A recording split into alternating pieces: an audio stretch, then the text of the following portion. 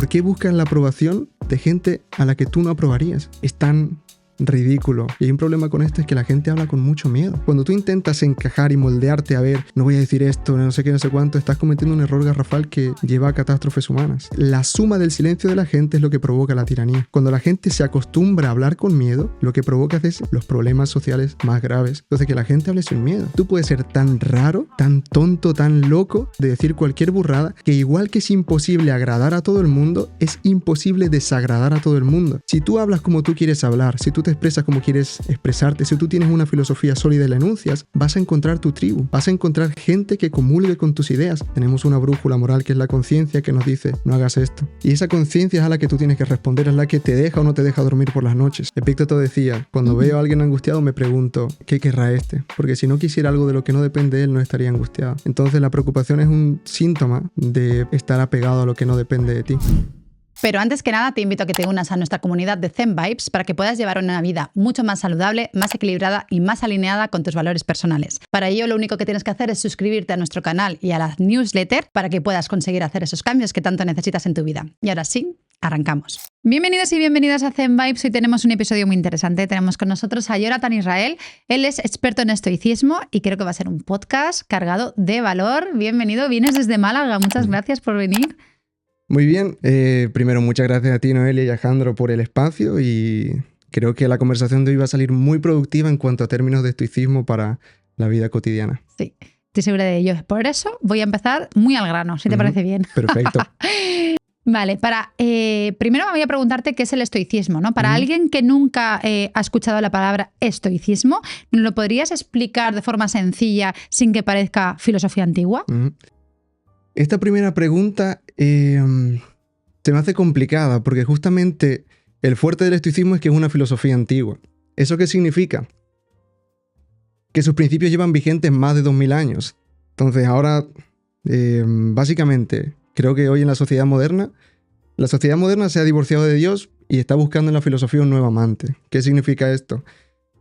Que ahora, fuera de la religión, la gente se ha visto sin una brújula moral y está empezando a buscar en la sabiduría antigua, como el budismo, el epicureísmo, incluso en valores tradicionales también.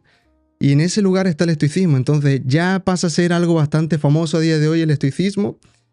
Y en sí, claro, su fuerte sobre todo es que es una filosofía antigua que lleva tanto tiempo vigente porque sigue hablando del presente. Las cosas clásicas, las cosas que llevan vivas mucho tiempo, lo son porque justamente hablan siempre de lo que nos pasa en el momento presente.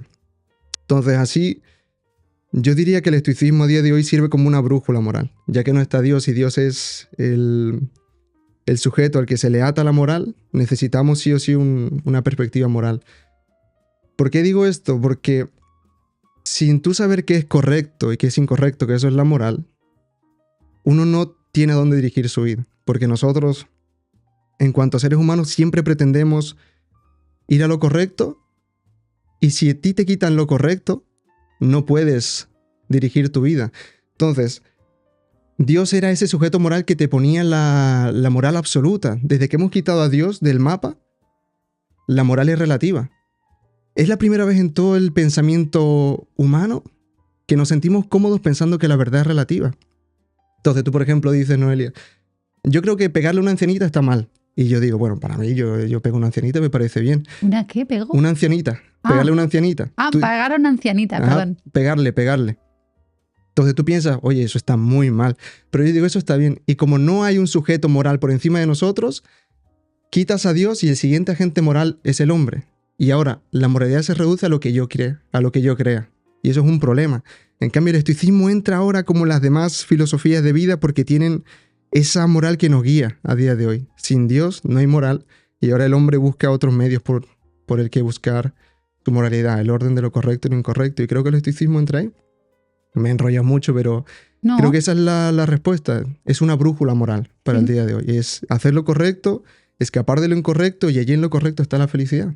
Entonces entiendo que el estoicismo realmente es caminar según mis propios valores, independientemente de los valores que sean tuyos. Eso podría ser, y creo que eso es lo que se vende a día de hoy, porque el estoicismo está siendo engullido por la industria del desarrollo personal, cuando en verdad el estoicismo es más grande que esa industria. Entonces no es tanto que el estoicismo enseñe, oye, sigue tus propios valores, sino tienes unos valores estipulados. Si quieres después podemos hablar de eso, Sí. que es el tema de la virtud, el vivir conforme a la naturaleza. Sabemos que la virtud es excelencia, esa palabra arete que es muy famosa, pero claro, uno no puede ser excelente si no tiene un marco de referencia. Entonces, ¿cuál es ese marco de referencia? Eso es la naturaleza. Y si nos da tiempo, pues podemos hablar de ello. Claro que sí, profundizaremos. Ujú. ¿Por qué crees que esta forma de vivir es la que nos puede llevar a ser más felices? Creo que como seres humanos nos complicamos tantísimo la vida y lo más simple, lo más sencillo, lo que se lleva diciendo hace 1000 años, 2000 años, 3000 años, es la forma correcta de vivir. Si te das cuenta, budismo y todas estas filosofías, incluso religiones, tienen cosas en común. El estoicismo con el budismo comparten que el sufrimiento es fruto de un deseo. Tú desear y que tu deseo no sea concedido es la génesis del sufrimiento, decía Epícteto. Entonces, igual que siempre tratamos de buscar la felicidad en cosas más complejas porque pensamos que lo simple no puede darnos la felicidad, el estoicismo tiene una receta tan sencilla para ser feliz que cualquiera que la sigue de verdad alcanza una mejor vida. Si yo soy ahora estoica, ¿tú crees que yo conseguiré la felicidad plena? Más bien te diría que cada día serías un poquito más feliz. Quizá Séneca decía que la sabiduría no es ir siempre al mismo ritmo, sino seguir siempre el mismo camino. La felicidad como tal es algo que parece lejano, pero en realidad el objetivo de los estoicos es ser feliz un poquito más cada día. Y puede haber baches y tal, pero cada día un poquito más feliz. Cada día encontrar más serenidad en ti, más confort contigo, más confianza. Y es un poquito más, no es que tengas un estado y que de repente, vale, estoicismo y plan, ya soy feliz, ya soy completamente seguro de mí mismo y ya no hay ningún problema, sino es más bien un progreso. Por eso, por ejemplo, Séneca, Epícteto primero, en el griego crearon la palabra prokoptón, que es aquel que progresa, y Séneca en latín la tradujo como proficiente. Séneca es un proficiente. Ninguno de los estoicos como tal se llamaban a sí mismo estoicos, porque el estoico era un ideal. Y el estoicismo se trata de un camino. No te promete la felicidad como tal, a pesar de que parezca que sí, pero sí ser cada día un poquito más feliz. Y ahí donde está el progreso está la satisfacción. Claro, pero yo pienso que la felicidad al final es un estado y que realmente no podemos estar en el estado de felicidad constante, ¿no? Y van a venirnos emociones como pues, miedo, rabia, enfado, ¿no? Y esos son emociones, ¿no? Estados naturales.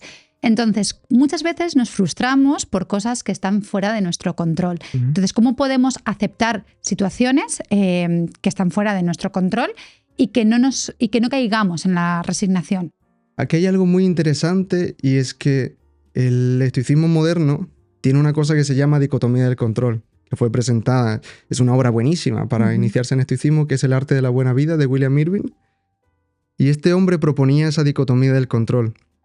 Lo que pasa es que es un utensilio psicológico útil, dependiendo de las circunstancias, pero es insuficiente. De hecho, William Irving él mismo admitía no llegar a entender bien lo que decía Epícteto.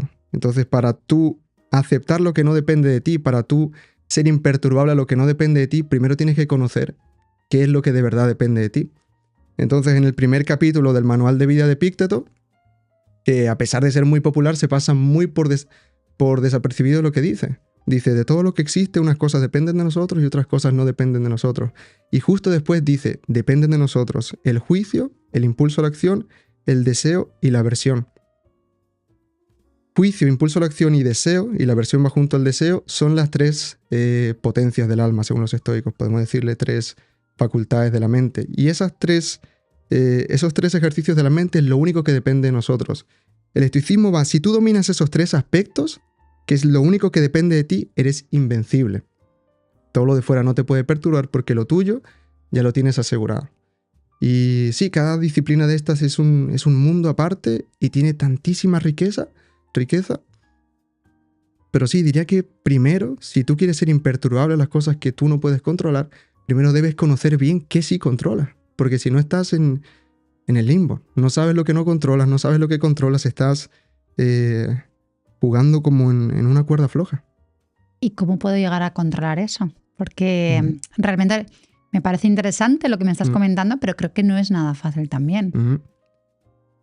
Bien, las tres disciplinas del estoicismo, que algo muy interesante para aquel que lea las meditaciones de Marco Aurelio, se va a dar cuenta de que cada una de esas meditaciones está ligada a una de estas tres disciplinas. Es decir, todas las meditaciones de Marco Aurelio giran alrededor de eso. Entonces tenemos primero el juicio, que es la capacidad de asentir a las representaciones. Ahora, ¿qué es una representación? Yo cuando explico esto a mis alumnos siempre les pongo el ejemplo. Yo cuando era un muchacho más jovencito, ¿no? Yo tenía en la silla de mi habitación un montón de ropa medio limpia, tal, y claro, se amontonaba un montón. Entonces yo quizá alguna noche me despertaba, me desvelaba, y a la luz a la poca luz que había, yo en la silla veía un monstruo, un demonio. Entonces, eso es una representación. Cómo tu mente interpreta la información de fuera. Y la disciplina del juicio lo que consiste es en erradicar las representaciones que no son adecuadas a la realidad. Es decir, por ejemplo, yo puedo pensar, vengo a un podcast, ¿no? Y me pongo nervioso y digo, ostras, el podcast es muy importante, no tengo que cagarle y tal. Eso es como mi mente está interpretando la realidad. Pero en realidad es un podcast más, es una conversación más, mejor dicho. Y ese es el ejercicio que uno debe hacer. En la disciplina del juicio se trata de ver las cosas objetivamente. La subjetividad es lo que las emociones nos dicen sobre las circunstancias. ¿Sabes? Cuando miras con nervio, por ejemplo, venir a un podcast y tal, a partir de eso te vas sintiendo nervioso. Es la representación el mayor enemigo de los estoicos. Y hay que pensarlo también como una obra de teatro. Es una representación. Tu mente interpreta las circunstancias según ella quiere y se va tiñendo de emociones y por eso uno tiene que incidir con su juicio. Ahora, la siguiente es el impulso a la acción. Aquí hay una cosa muy interesante y aquí yo puedo tirarme hablando 2 horas, así que párame cuando quieras. Pero el impulso a actuar es... lo curioso de esto es que Epicteto, cuando habla de esto, no dice que la acción depende de ti. El impulso a actuar, el estoicismo es una filosofía de la intención. Tú dirás, pues vaya filosofía. Si lo importante no es la acción, sino la intención a actuar, ¿qué tipo de filosofía es? Y es que la intención no se puede interrumpir. La acción sí. Es decir, yo puedo decir, vale, voy a agarrar un vaso de agua y de repente me da un infarto, me muero. O sea, la acción no se completa, pero la intención es imbatible, no puede ser parada. La intención de yo agarrar el vaso, eso no se puede detener. En cambio, el que yo vaya a agarrar ese vaso, sí. Y esto es muy importante luego con el tema de vivir en el presente, porque vemos las acciones siempre como un medio hacia un fin. O sea, por ejemplo, cuando tú vas caminando, tú estás pensando en el destino.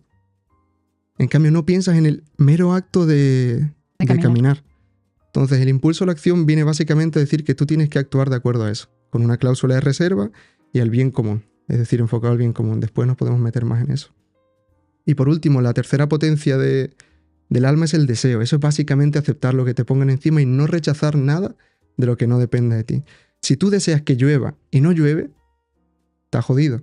Si tú rechazas que llueva y llueve, estás jodido también. Entonces, la cuestión del deseo es jamás desear algo que no dependa de ti. Eso incluye dinero, reputación, un montonazo de cosas. Y tampoco rechazar cosas que no dependen de ti, como la muerte, la enfermedad y un montonazo de cosas más. Entonces, el tema del estoicismo, y como en su caso Marco Aurelio hablaba de todas estas cosas, es dominar esos 3 ámbitos de la mente. Pensar las cosas correctamente, tener la intención siempre de actuar puramente, con amor al prójimo, con ese enfoque al bien común, siendo consciente de que nuestras acciones pueden ser interrumpidas. Y por último, el desear todo que fluya como tenga que fluir. Aceptar las cosas como vengan y no querer que las cosas que no controlas sean distintas. Porque en definitiva, la única circunstancia que tú puedes cambiar inmediatamente es la interior, nunca la exterior.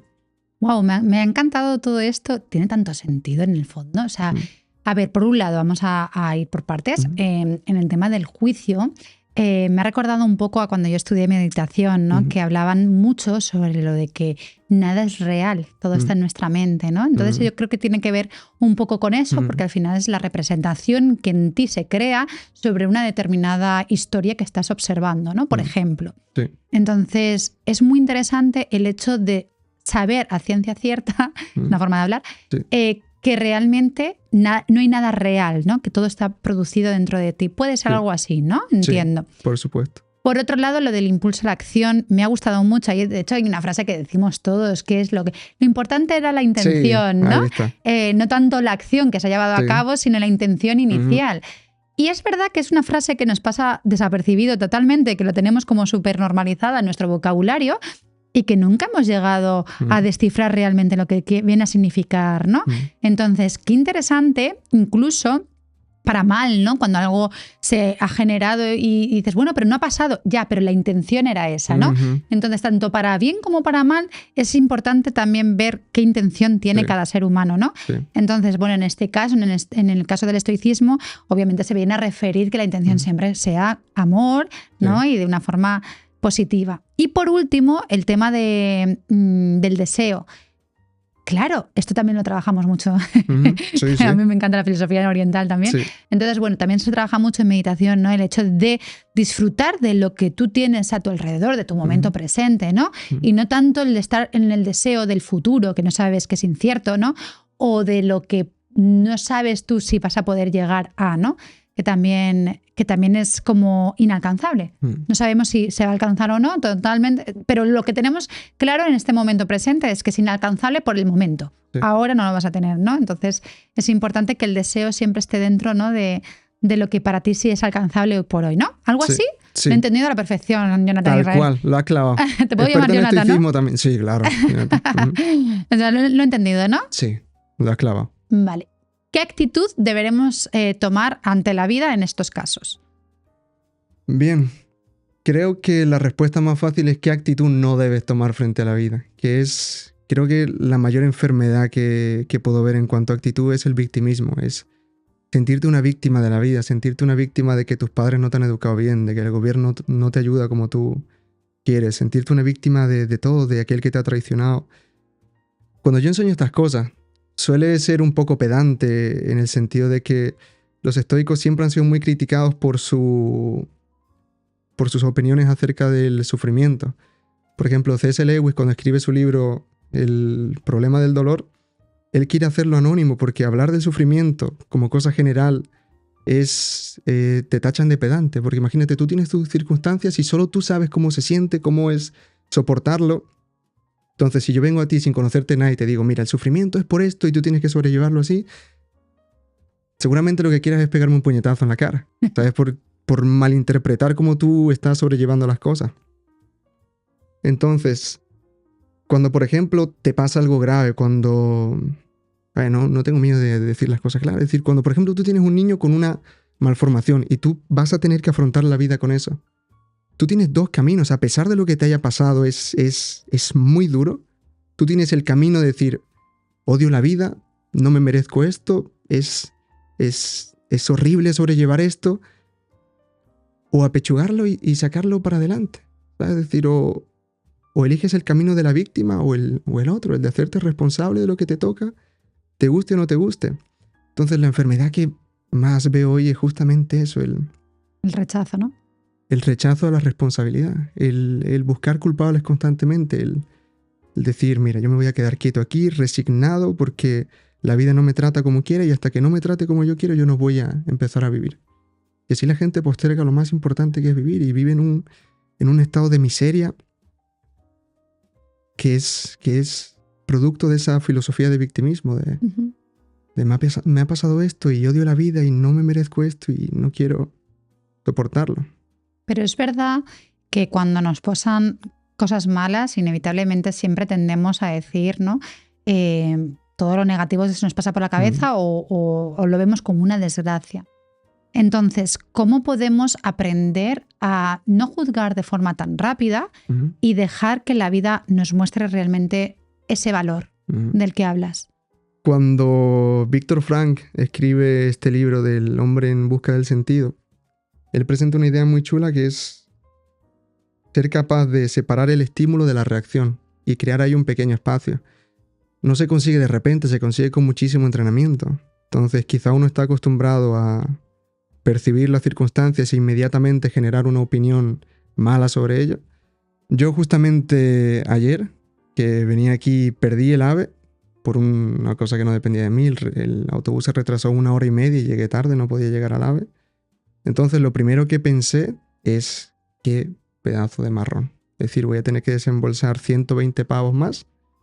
Y claro, lo primero que te surge es cabrearte. Dentro del estoicismo las emociones tienen lugar. Y después, si podemos, hablamos de eso. Pero mira, decir, vale, voy a frenar un poco la mente, voy a pensar objetivamente sobre la circunstancia. ¿Tengo el dinero suficiente para pagar otro billete de AVE? Sí lo tengo. ¿Me ha pasado algo grave? ¿Me ha pasado algo en el cuerpo? No, estoy sano. Entonces, quitarle la parte emocional a las circunstancias. El hecho que defienden los estoicos es que según tú pienses las circunstancias, eso te provoca la emoción. Si tú crees la circunstancia digna de enfadarte, entonces te vas a enfadar. Si tú crees la circunstancia digna de entristecerte, entonces te vas a poner triste. Entonces tienes que estar batallando ahí con los pensamientos. He perdido el ave, vale, pero no necesariamente voy a enfadarme con eso. Y gracias a Dios pude viajar súper tranquilo y bien.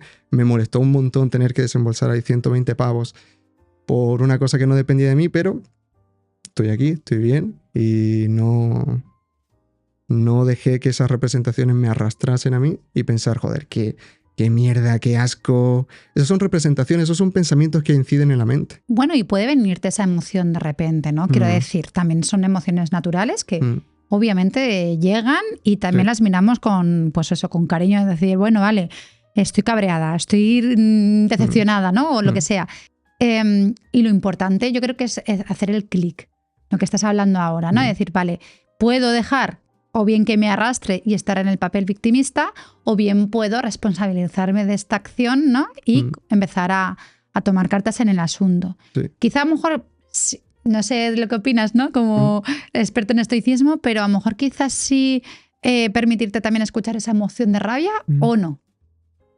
Aquí la cuestión es, creo que se suele decir mucho que el estoicismo enseña a dominar las emociones, a controlarlas. Y lo cierto es que no, las emociones para los estoicos son incontrolables. El proceso de la emoción dentro del estoicismo se divide en 3 partes, que es la protopasión, ahora explico qué es, el juicio evaluativo y después la emoción. La protopasión es un impulso involuntario de tu cuerpo frente a las circunstancias. Si, por ejemplo, viene un león con sus colmillos a atacarte, tú no te vas a quedar pensando, joder, parece peligroso. No, sino que tu cuerpo va a responder automáticamente. Eso es una protopasión, es un movimiento involuntario de tu cuerpo que no controlas. Ahora bien, después de eso viene un pequeño espacio de juicio evaluativo. Tú ponte el caso de que viene un coche muy rápido hacia ti y parece que te va a atropellar. Tu cuerpo reacciona automáticamente, eso no lo puedes controlar. Pero en cambio ya pasa de largo y ahora sí tienes un momento pequeñito para evaluar la circunstancia y decir, joder, pues, cabrón, y gritarle y tal, o puedes frenar un poquito y decir, uff, menos mal de la que me he librado. Y a partir de ese pequeño juicio evaluativo surge la emoción. Es decir, si tú dices, es que me iba a atropellar y te pones a gritar y te enfadas y tal, o la sensación de alivio porque dices, joder, casi me voy para el otro mundo. Y a partir de lo que tú piensas en ese instante, en ese paso del medio, es que surge la emoción. De las 3 etapas, la protopasión, que es digamos una preemoción, no la controlas. El juicio evaluativo es lo único que controlas y la emoción ya no la controlas. Y eso está dentro de todos los estoicos, es decir, la emoción déjala estar, después arrepiéntete, pide perdón, lo que sea, pero la emoción no puedes controlarla. Y incluso mientras más tratas de controlarla, peor va. Algo que me parece muy interesante es que, por ejemplo, creo que es el mayor experto en emociones que tenemos a día de hoy, que es el psicólogo Paul Ekman, recomendaba una práctica que la recomendó Séneca en su libro sobre la ira hace 2000 años. Paul Ekman dice que tú, para mejorar tu gestión de las emociones, tienes que llevar un diario en el que identifiques la emoción y la circunstancia que lo ha provocado. ¿Por qué? Porque al día siguiente, o cuando surja una circunstancia similar, vas a estar preparado y ese espacio entre estímulo y reacción se va a hacer más grande. Y eso lo recomendaba Séneca. Séneca en ese libro sobre la ira decía justamente eso. Cada noche él decía que repasaba todo lo que había sucedido en su día. Se ponía a prueba a sí mismo y repasaba, oye, en este momento he hablado demasiado, en este momento he regañado demasiado a esta persona.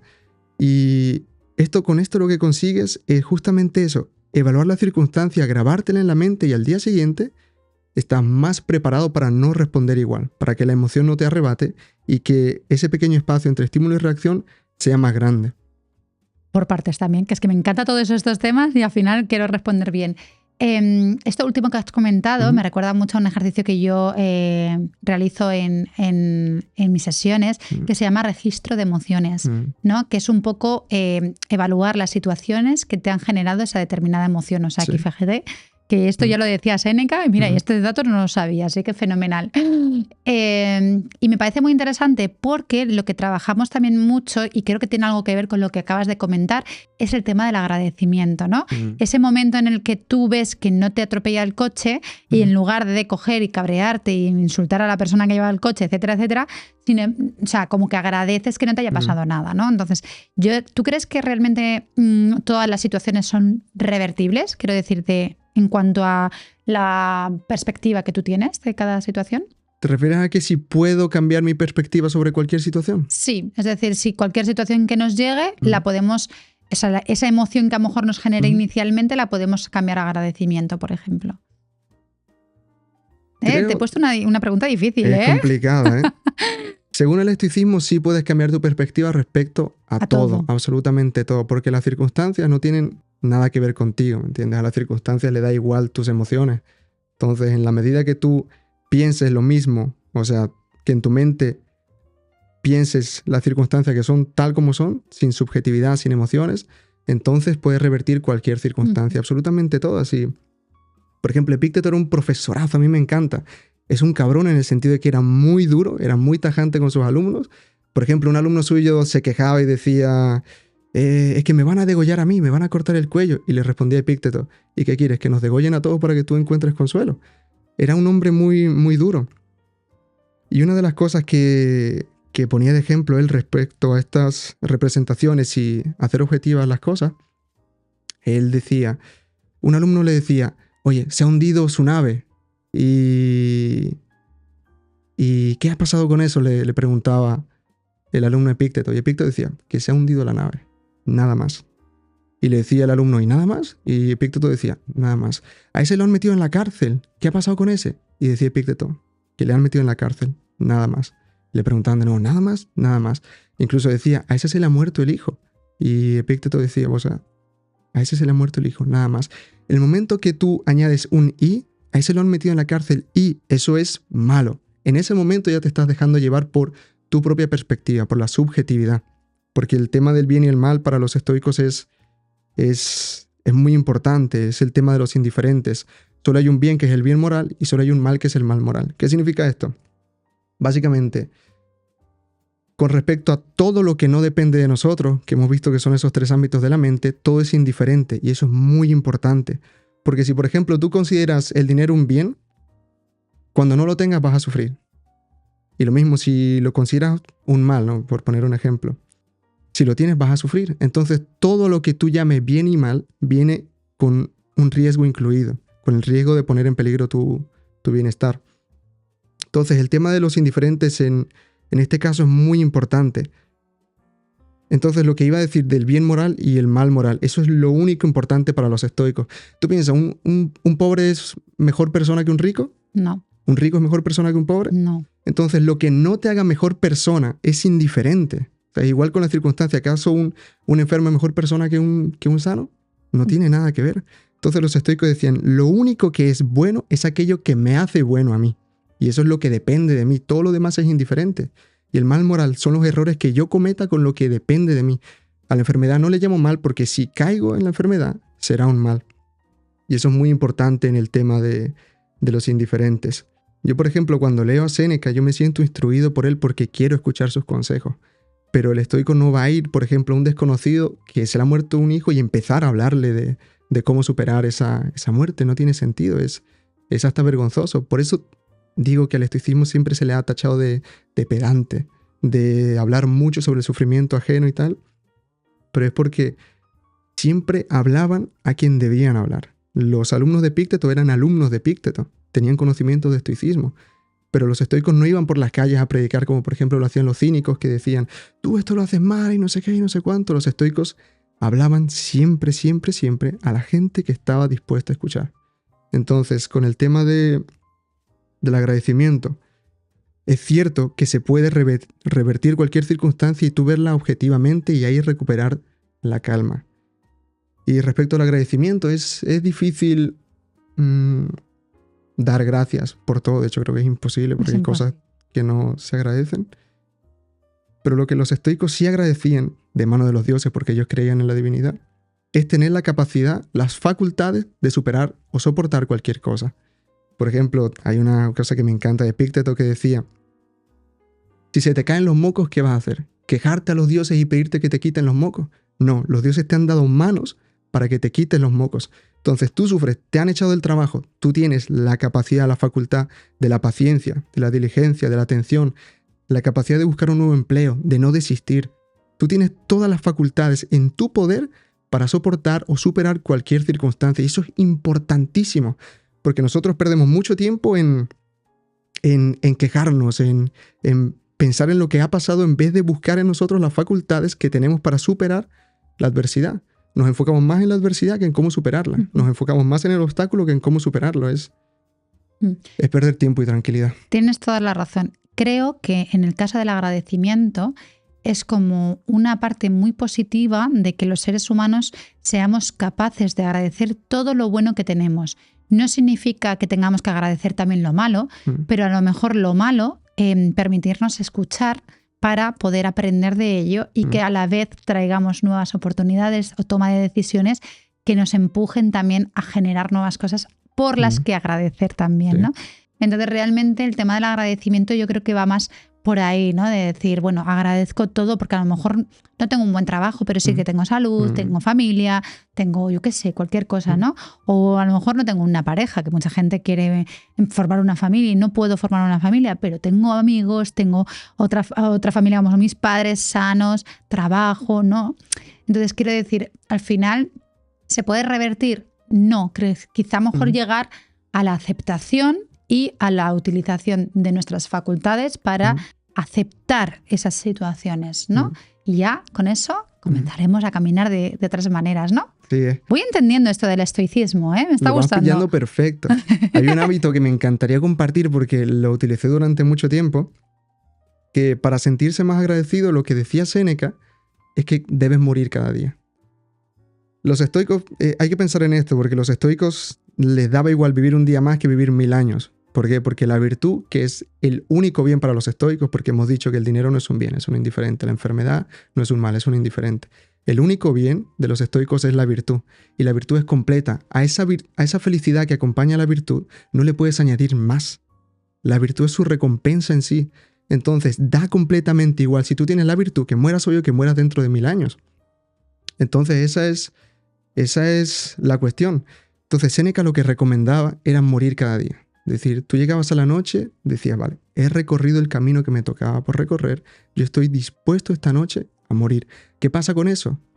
Que bueno, igualmente no es cierto que te despiertes, ¿no? Pero cuando tú te duermes aceptando eso, que mira, tengo las cosas que he hecho, he cometido errores, pero también he cometido aciertos, estoy preparado para morir. Cuando tú te despiertas con un regalo. Es verdad. La gente no se da cuenta de lo valioso que es simplemente despertar.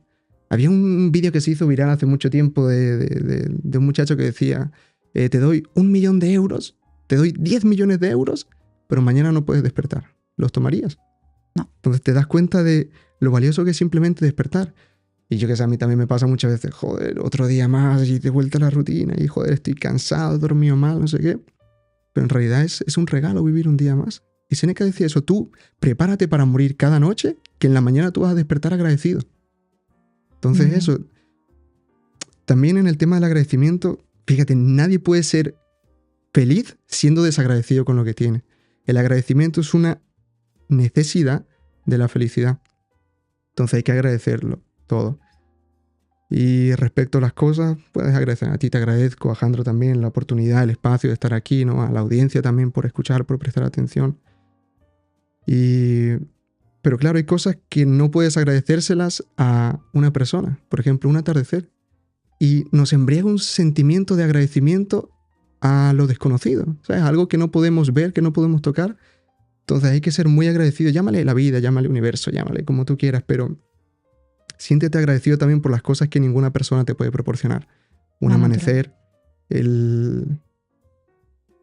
un hijo, por ejemplo. Tú dices, sí me lo puede proporcionar una persona, pero el proceso de la vida es algo muy complejo y algo que tiene tantísimas variables que simplemente tener un niño sano es un milagro y es un motivo de agradecimiento. ¿Podrías contarnos alguna experiencia personal que hubiese parecido que era un fracaso, pero que realmente se convirtió en una oportunidad? Aquí a mí me encanta hablar de este tema, porque la gente, y yo soy gente, quiere tanto siempre que las cosas salgan como ellos quieren. Yo pienso, quiero que salga tal cosa como yo la pienso, como yo la quiero. Los estoicos no eran así. Epicteto decía, yo no quiero las cosas... No, decía, si puedo escoger entre que las cosas sucedan como yo las quiero o como Dios las quiere, en el estoicismo, prefiero que sean como Dios las quiere. Y decía Marco Aurelio en una de sus meditaciones, citaba a un poeta, el firmamento ama la tierra y le da lluvia. Y la tierra ama el recibir la lluvia del firmamento. Entonces, termina esa cita de un poeta y empieza diciendo, yo le digo al universo, yo amo contigo. Porque el universo siente amor por lo que va a crear, entonces yo amo junto al universo. Esta es una cuestión principal del estoicismo, el pensar no como yo, Jonathan Israel, sino como piensa la razón universal.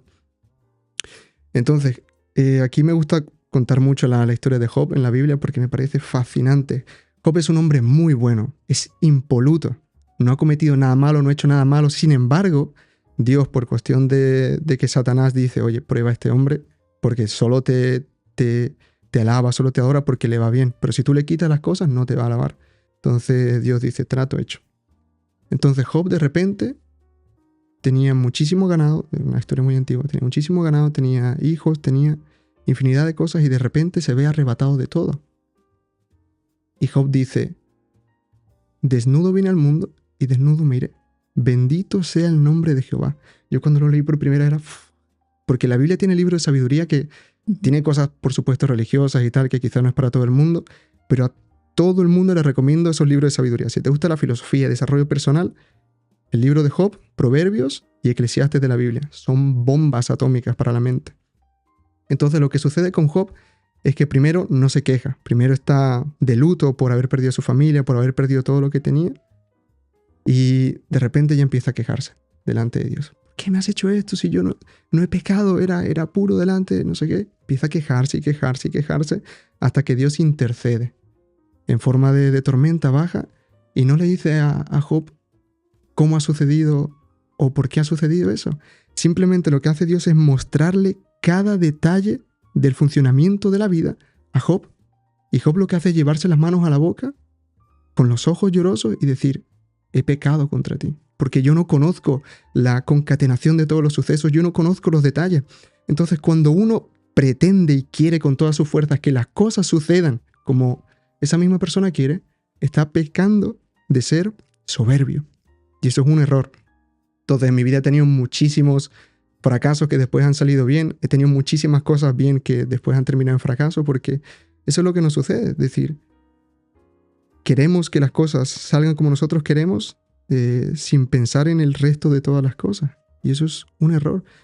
Por eso los estoicos. Es decir, sin Dios esto es muy complicado. El estoicismo moderno ha eliminado la idea de Dios del estoicismo, lo cual es como quitarle las 4 patas de la mesa a la mesa. No te queda nada. Entonces, respecto a eso, yo personalmente vi un desafío muy grande en el tema de mi hermanito. Yo tengo un hermano, Mateo, de 2 años. Y claro, yo terminaba la carrera y decía, bueno, ahora voy a hacer esto y voy a irme a tal y no sé qué, no sé cuánto. Y pum, de repente mi madre, que no se puede quedar embarazada porque tiene un problema en el útero, se queda embarazada.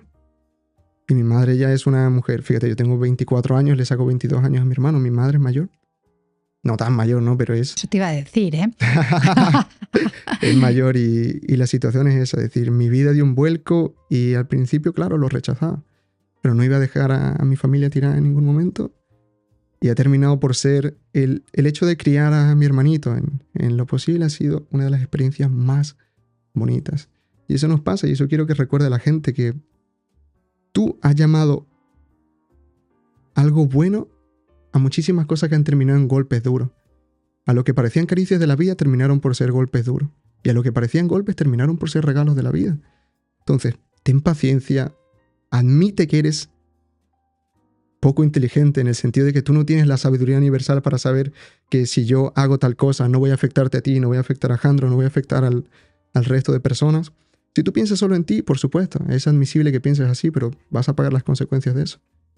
Pero que la gente piense que la vida no se detiene. Por ejemplo, Zenón de Citio, para citar un ejemplo de los estoicos, Zenón era un hombre muy adinerado, era un comerciante, viajaba de aquí para allá con su barco y dice, vale, mira, voy a seguir creciendo mi patrimonio y voy a explorar el mar y tal. Y en uno de sus viajes se embarca con todo, así lo cuenta la historia. ¿Qué sucede? Que en ese viaje naufraga y lo pierde todo. No sabemos cómo se lo tomó, ¿no? Pero seguramente estaría devastado, estaría completamente dolido. Cuenta la historia que llegó a la ciudad de Atenas, a la costa de Atenas, y sin más que hacer fue a una librería, leyó la vida de Sócrates y se quedó tan impresionado por la figura de Sócrates que le dijo al librero, yo me lo imagino agarrándole el cuello, dime dónde hay un hombre como este. Y justamente pasaba un filósofo cínico que se llamaba Crates y Zenón fue a estudiar con él. Y después de estudiar con él y otros filósofos fundó su propia escuela, el estoicismo. Y después de varios años miró hacia atrás y dijo, tuve un gran viaje gracias a que sufrí un naufragio. Esa es la perspectiva. Tú no puedes decir, joder, esto es malo.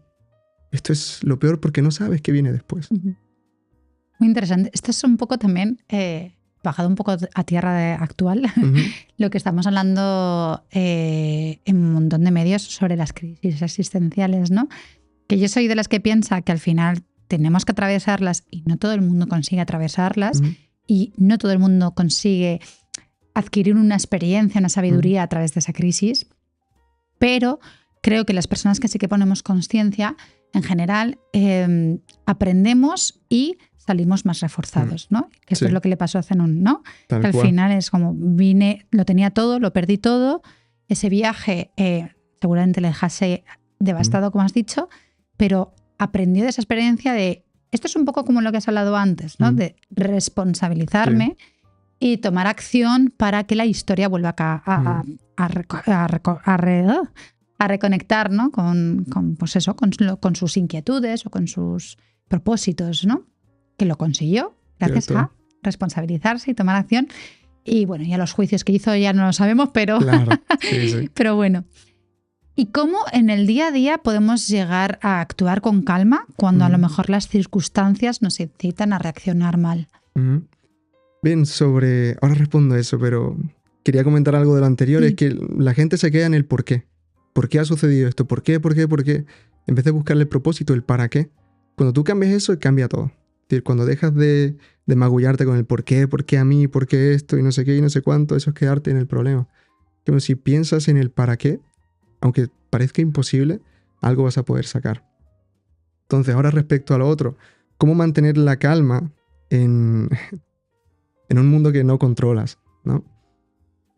Esa es la disciplina del impulso a la acción. Los estoicos tenían un ejercicio buenísimo que se llama la cláusula de reserva. La intención moral, que es lo que decíamos antes, es imbatible. Marco Aurelio le llamaba el fuego que lo consume todo, porque no hay nada que pueda detener tu intención.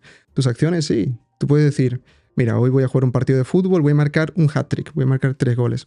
Puede que no, pero tu intención de hacerlo es imbatible. Y si tú estás constantemente enfocado en marcar los 3 goles, te vas a poner nervioso, vas a perder la cabeza, vas a ponerte airado cuando no lo consigas. Pero si te enfocas en la intención, tú vas a estar constantemente los 90 minutos del partido dándolo todo. Entonces la cláusula de reserva es simplemente decir a todo lo que tú quieras hacer, a cada proyecto, incluso acciones pequeñas, la cláusula de, los estoicos decían, si el destino quiere. Deo volente era una firma que ponían en las cartas en la época medieval, que significa si Dios quiere, si Dios permite. Seneca decía, cruzaré el mar si puedo. Entonces esto hay que aplicarlo con todo. Hay gente que no toma esto en cuenta y por eso se ve constantemente interrumpida. Por ejemplo, ponte el caso de que quieras montar una panadería. Hay muchísimas variables que no controlas. Tu intención es la de montar una panadería, pero la acción de llegar a ser efectiva esa puede ser interrumpida. Sin embargo, si tú te concentras en la intención y después de tomar una decisión consciente, que eso es muy importante, el estoico es imparable. El estoico es completamente imparable porque después de tomar una decisión firme, meditada, es completamente imparable. Si una muchacha dice, voy a montar una panadería de forma estoica, vale, el banco no me da el préstamo, vale, voy a trabajar, voy a ahorrar, no sé qué, sigo con mi intención de esa decisión Y así todo el tiempo, así jamás te ves interrumpido. Epícteto en su manual decía, tú cuando quieras darte un baño, añade esa cláusula. Es decir, voy a darme un baño, pero puede que me empujen, pueden que, yo qué sé, no haya agua, lo que sea. Cualquier cosa de esas las tienes que tener en cuenta. Es decir, eso es añadirle una cláusula de reserva. Si el destino quiere, haré lo que yo quiero hacer. Si no, pues lo haré de otra forma, buscaré otro medio. Y si no, incluso lo puedo dejar, abandonar eso y enfocarme en otra cosa. Hay que ser muy conscientes de eso porque si no estás constantemente interrumpido. Añadir una cláusula de reserva. Yo siempre digo, vendré al podcast de Jandro y de Noelia si Dios quiere. Porque quizá no quiere y no llego, ¿me entiendes? Pero lo mismo con todo. A mí me encanta esto que acabas de comentar. Yo trabajo mucho esto en las sesiones con las personas que vienen porque siempre me gusta que obviamente pongamos el foco a un plan A, ¿vale? Que nos dirijamos hacia ese plan A, pero que tengamos en la reserva plan B, plan C y plan D. Porque efectivamente, y esto lo hablo también en el libro, cuando tú te marcas un propósito, ¿vale? Un objetivo, una meta, como lo quieras llamar, ¿vale? Tú sabes que pueden haber 1.000.000 de circunstancias que a lo mejor te impidan llegar a esa meta, ¿no? Entonces, una vez que tú te pones a caminar hacia ella con esa intención, empiezas a accionar, dentro de todos los obstáculos que te encuentres, a lo mejor los solventas, ¿no? Los traspasas, finalmente llegas a la meta, o bien, pues no puedes llegar a la meta, entonces dices, ostras, al plan a lo mejor ya no podemos llegar, voy a buscar el plan B que tenía por aquí, que a lo mejor también puedo ser feliz de esta forma, ¿vale? O bien incluso llegando al plan A, o sea, yendo hacia el plan A, perdón, te encuentras con un montón de oportunidades diferentes que no te esperabas y qué tal. Entonces me ha gustado mucho esto de la reserva porque efectivamente creo que hay que ser realistas y conscientes de que muchas veces, aunque nos propongamos una determinada acción y tengamos esa intención de llevarla a cabo, hay muchas cosas que se nos escapan de las manos y que posiblemente, o probablemente, o no, puedan suceder, ¿no? Entonces, qué bien. Me ha gustado que lo hayas expuesto de esta forma, porque creo que es entendible, ¿no? Bastante entendible. El estoicismo habla mucho sobre el autocontrol y autodisciplina. ¿Qué hábitos o qué rutinas podemos llevar a cabo para fortalecer esa musculatura mental? Un momentito, antes de continuar con el episodio, me hace mucha ilusión comentaros que publico mi primer libro, Salto al Bienestar, cambia tu vida en 7 pasos. Una guía que te llevará a hacer cambios importantes en tu vida y a tomar decisiones alineadas con tus valores personales. Te dejo toda la información en la descripción por si quieres obtenerlo. Y ahora sí, continuamos. Bueno, dentro del estoicismo se habla mucho en el marco moderno de la disciplina. La disciplina para los estoicos es una parte de la templanza, que es la virtud cardinal. Las virtudes cardinales, siempre que se ejecuten, es decir, la sabiduría, la templanza, la justicia y el coraje, siempre que se utilicen, son buenas. Es decir, tú, por ejemplo, puedes ser muy disciplinado para algo malo. Entonces la disciplina necesita ser engullida por la templanza, que la templanza es la disciplina racional, por decirlo así. Entonces, hábitos para forjar disciplina como tal, los estoicos, en especial Séneca, hablaban mucho sobre la abnegación. Es decir, tú forjar... Bueno, y en verdad Epícteto, Musonio Rufo, que era el maestro de Epícteto, todos decían cosas sobre el cuerpo. Séneca decía, trata al cuerpo rigurosamente para que no se vuelva desobediente a la mente. Y decía Musonio Rufo, tienes que entrenar el cuerpo y el alma. El alma es más importante, pero el cuerpo debe estar solícito a los deberes que imponga el alma, es decir, la mente. Entonces uno tiene que tener un cuerpo firme, es decir, domesticado. Si a ti te gana la pereza, tienes algo que trabajar ahí. Puedes salir a correr, puedes salir a caminar, puedes salir a hacer ejercicio, ir al gimnasio, lo que tú quieras. Pero debes ser duro con tu cuerpo. No puedes dejar que, por ejemplo, el hambre te domine. Epícteto, también Musonio Rufo, enseñaban que uno debe ayunar de vez en cuando. Poner el cuerpo a raya porque si no te domina a ti. El cuerpo, los deseos del cuerpo son, dentro del estoicismo, son opuestos a los deseos del alma.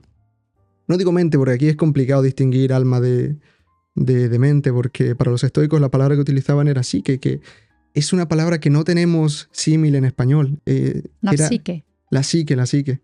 Es algo que significa como el carácter, la vida en sí, lo que es una persona y todo lo que emana de ahí. Es complicadísimo. Lo más cercano que tenemos es alma. Entonces, el alma tira hacia una parte, el cuerpo hacia otra. El cuerpo tira lo que es cómodo, el alma tira el propósito. cuerpo quiere cosas como la pereza, como llenarse de comer, de inflarse de calorías y estar completamente relajado, exponerse lo mínimo a desafíos y a trabajos. En cambio, el alma es todo lo contrario. Si tú tienes un propósito, tienes que trabajar por él. Y el alma te estira, incluso te arrastra a veces hacia ello. Entonces el cuerpo es necesario tenerlo a raya. Come bien, cuida lo que comes. O sea, si tienes ahí un croissant, aplica un poco la disciplina y decir, bueno, a veces te puedes comer uno, ¿no? Pero si te comes uno todos los días y tal, cuidado. Y lo mismo, entrenar el cuerpo físicamente, ya sea con ejercicio en casa, lo que sea, pero simplemente ten el cuerpo a raya. Tenlo a raya. Y después los estoicos enseñaban que para ser disciplinado tú necesitas claridad. No hay disciplina sin claridad. La gente, por ejemplo, que intenta ir al gimnasio y mantenerse constantes en ellos, cometen un error y es que les falta el propósito de eso, les falta el porqué, les falta la claridad. Cuando tú tienes claridad en lo que quieres hacer, la disciplina es una consecuencia. No necesitas esforzarte por ser disciplinado, eso es un error. La disciplina es un medio para el propósito. La disciplina no es un fin en sí mismo.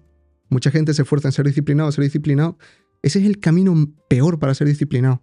Por ejemplo, Marco Aurelio tiene una meditación que es la 5.1. La tengo, pero no es que me la memorice. 5.1. Sí, no me la memorizo tipo, vale, Marco Aurelio 5.1 decía No, ya de tanto escribir sobre eso se me queda. Y eso es muy interesante porque es un diálogo con su parte inferior. Él dice, su parte inferior es como que quiere quedarse en la cama. Dice, pero qué calentito está aquí. Y dice Marco Aurelio con su parte superior, con su yo racional, dice, ¿acaso has nacido para eso? Para estar calentito entre sábanas. Y dice, pero esto es placentero. Y dice, ¿para qué has nacido? ¿Para sentir o para actuar? ¿Para la pasividad o para la actividad? Entonces, en esa meditación va terminando con que su deber es el bien común, la participación común. En Marco Aurelio destaca más porque era emperador y tenía un pueblo a su cargo. Pero eso aplica para todos los estoicos. Entonces lo que vemos ahí es cómo Marco Aurelio vence la pereza del cuerpo, recordando su propósito, teniendo claridad en el por qué hace las cosas. Entonces, si tú quieres ir al gimnasio, tú quieres ser disciplinado, necesitas claridad de por qué haces las cosas. Si tú quieres emprender un proyecto, como por ejemplo un podcast, tú necesitas claridad, porque si no, te va a costar mucho mantenerte constante. Entonces, si tú quieres disciplina, claridad. Eso se lo enseño siempre a mis alumnos, siempre es como un jarrón de agua fría, porque dicen, no, tú levántate a las 5 de la mañana, tú ducha fría, no sé qué. Eso forma parte de entrenar al cuerpo, pero la verdadera disciplina, la que no se esfuerza, es consecuencia de la claridad. Ten un objetivo, ten un propósito claro con ese objetivo y la disciplina vendrá sola. Sí, me ha gustado todo, absolutamente todo lo que has dicho. Creo que aquí hay varias cosas que quiero comentarte. El tema de la disciplina efectivamente va con la claridad porque ya se está haciendo muchos estudios sobre esto, ¿no? De que cuanto más cuides a tu cuerpo, porque está todo interconectado, ¿vale? Más claridad vas a tener y bueno, lo mismo con la mente, si practicas meditación, etcétera, etcétera, ¿no? O sea, ya se está viendo cómo está interrelacionado mente-cuerpo y efectivamente cuando tú ya tienes como digamos un equilibrio, ¿no? Es mucho más sencillo ser disciplinado. Aquí veo una cosa que es peligrosa y es la exigencia, ¿vale? Porque hay muchas personas que trabajan mucho la disciplina hasta el punto de llegar a ser muy exigentes. Y eso creo que es más mal que bien, ¿no? Entonces, en el fondo, me gusta cómo lo has dicho, porque en el fondo yo creo que efectivamente, si tú eres consciente de la importancia que tiene el hecho de cuidar tu cuerpo, tu mente, empiezas a generar como unos buenos hábitos que te sacan un poco de esa zona de confort, ¿no? De esa incomodidad, de esa comodidad y que te hagan cierto grado de incomodidad, me voy perdiendo con las palabritas, en el fondo estás como, digamos, retando un poco al cuerpo que cuando vemos que es para algo positivo, nos hace sentir muy bien, ¿no?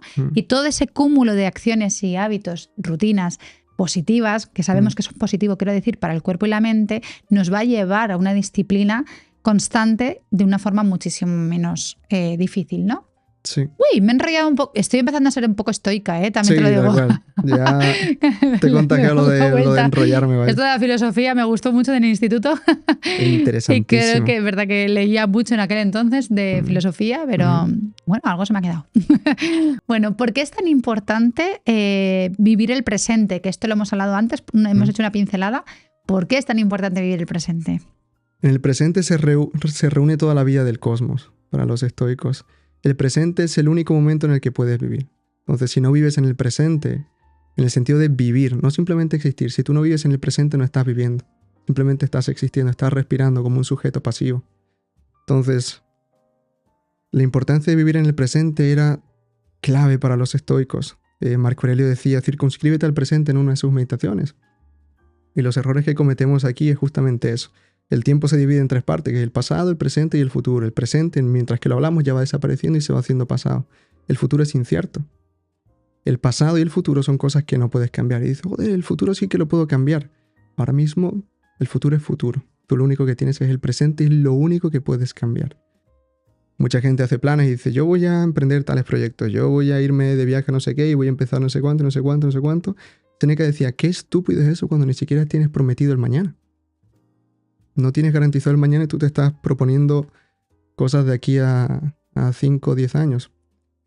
Seneca decía, el que se preocupa por el futuro desaprovecha el presente. Y esto es una doctrina general importantísima dentro del estoicismo. Y aquí importa mucho la disciplina de la acción, la del impulso a la acción, que es ver cada acción como un fin en sí misma. Cuando tú, por ejemplo, lo que decía antes, la mayoría de la gente camina pensando en su destino, camina pensando en su futuro, en el futuro de llegar allí. Sin embargo, si tú tomas cada acción como un fin en sí misma, necesariamente estás en el presente. Si tú en el hecho de caminar estás pendiente de que ese es tu fin en ese momento, tú estás presente. Y eso es un acto de vivir enorme, es un acto de aprovechar completamente. El pasado no se puede cambiar. Los estoicos, Marco Aurelio tenía una meditación que me encantaba, o sea, me sigue encantando, ¿no? Pero la primera vez que lo leí fue impresionante. Decía, para desatar tu alma de todas estas cosas, decía, olvida tu pasado, no en el sentido de olvidarlo, sino déjalo ahí, quieto. Tus errores, perdonados. Y el futuro también, el futuro es incierto. Lo único que te queda es el presente. Es importante porque es el único momento en el que vivimos, el único momento en el que sentimos, el único momento en el que conectamos. No hay otra circunstancia. Entonces uno debe aprender a arrastrar su mente hacia el presente, porque de lo contrario el pasado y el futuro nos estiran. Y lo que provoca es dolor en el momento presente. El pasado déjalo estar, acéptalo, porque es algo que no puedes cambiar, acéptalo, tus errores, tus batallas, tus cicatrices, todo, acéptalo, forma parte de ti.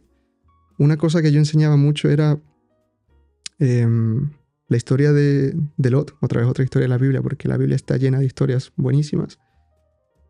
Y es que en la destrucción de Sodoma y Gomorra, Lot fue salvado junto a su familia con la única condición de que no miraran atrás. Entonces, la mujer de Lot, mientras escapaban y mientras se destruía Sodoma y Gomorra, su corazón, como todavía estaba puesto ahí en esa ciudad, ahí estaba su trabajo, su gente conocida y tal, ella miró atrás y se convirtió en una estatua de sal. Lo único que se les pidió fue que no miraran atrás. ¿Sabes? No puedes mirar a tu pasado en el sentido de querer cambiar algo, no puedes. Y es lo que nos suele suceder a nosotros. Tenemos todavía una dependencia emocional al pasado tan grande que es nociva para el presente. Entonces el pasado, déjalo estar, pero no lo olvides. Por ejemplo, en temas... Víctor Frank, ¿por qué escribe El hombre en busca de sentido? ¿Por qué recapitula todo lo que ha sufrido en ese libro? ¿Y por qué hay tantísimos testimonios de lo que se sufrió en los campos de concentración? A pesar de que queremos mejor olvidarlo y no pararnos a pensar en ello. Había una autora, se llama Elie Wiesel, que decía justamente eso. Decía, Dios, ayúdame a no olvidar, porque olvidar es repetir. Si nosotros olvidamos lo que ha sucedido en las catástrofes humanas, que es lo que nos suele pasar, la volvemos a repetir. Entonces uno tiene que recordar su pasado, tiene que vivir con ello, tiene que aceptarlo y jamás querer olvidarlo o esconderlo, porque eso es matar una parte de ti. Tu pasado forma parte de ti. Si tú intentas quitarlo, estás matando una parte de ti. Y sobre el futuro todo es tan incierto, todo es... Y es realmente estúpido, es insensato querer controlar el futuro, poner largas expectativas. Yo ahora mismo estoy en un podcast, estoy teniendo una conversación increíble que me encanta, y esto es lo único que me importa ahora mismo. Enfocarme únicamente en el presente. Ya veré si vuelvo a casa, ya veré no sé qué. Eso no me corresponde a mí. La audiencia, ya veré si le gusta o no le gusta. A mí eso ahora mismo no me interesa. Me interesa aprovechar esta conversación, que es lo único que tengo, y quizá salgo de ahí de la puerta y me da un infarto y me muero. si yo no he vivido esto como lo estoy viviendo, habré desaprovechado mi vida. Y eso nos pasa constantemente. Si tú te enfocas en el futuro, desaprovechas tu vida. Y el futuro es que no lo controlas, te pones fechas, te pones planes, te pones una cantidad tan grande de cosas que lo único que hacen es distraerte del presente. Te dices, vale, voy a ahorrar para la universidad de mi hijo, voy a trabajar, no sé qué, no sé cuánto, y te estás perdiendo cómo crece tu hijo. Y eso es un problema. Ese es el problema por el cual en el hecho de muerte tanta gente se arrepiente. Han hecho tantos planes que la muerte les ha dado en la cara y dicen, he desaprovechado mi vida. Una vez más te vuelvo a repetir que me ha gustado mucho cómo lo has expresado. Soy muy Bueno, al principio me has asustado, porque cuando me hablabas del pasado yo decía, ostras, realmente tenemos que olvidarlo y dejarlo estar y tal. No, efectivamente sí que estoy de acuerdo en que el pasado al final pues, es nuestro pasado, son experiencias vividas y que posiblemente hoy seamos quienes somos, también en parte por nuestro pasado. Creo también firmemente que el pasado nos genera muchísimas heridas, muchísimos traumas, al igual que también muchas experiencias preciosas y que nos sentimos orgullosos o felices.